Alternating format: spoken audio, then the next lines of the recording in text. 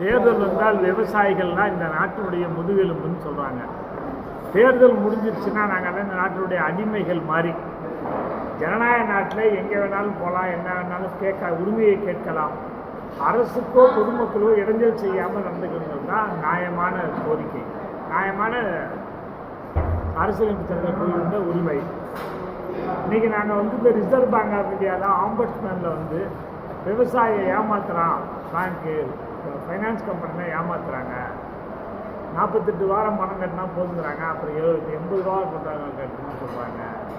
மனு கொடுக்கறதுக்காக பார்த்து மனு கொடுப்போம். வெளியே வந்தோன்னே காவல்துறை எங்களை எல்லாம் கைது பண்ணி கொண்டு வந்தாங்க.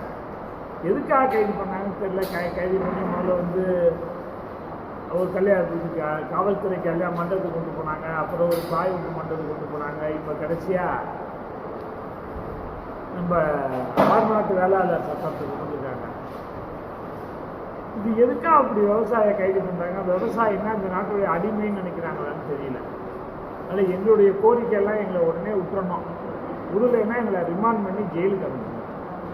நாங்கள் சாயந்தரம் 6 மணிக்கு அப்புறம் வீட்டுக்கு போங்க, 8 மணிக்கு போங்கன்னா போகிறோமா இல்லை. ஏன்னா நாங்கள் திருச்சியிலேருந்து வந்துருக்கோம். இங்கே திருச்சி போகிறதா ஒரு ஈஸியான வேலை கிடையாது. அதனால் எங்களுடைய கோரிக்கை, இது ஜனநாயக நாடு, இந்த நாட்டில் எங்களுக்கும் உரிமை இருக்கிறது. As per our constitution articles 19, we can move from Kanyakumari to Kashmir.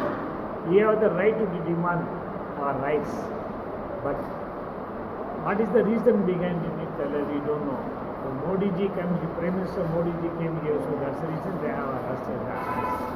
As far as his voice, during the election he promised to give 2-time profitable price for agriculture product, but he has not given. So that's the reason they are arresting us. It is very, very bad. It is only happened in the dictatorship country, not in a democracy.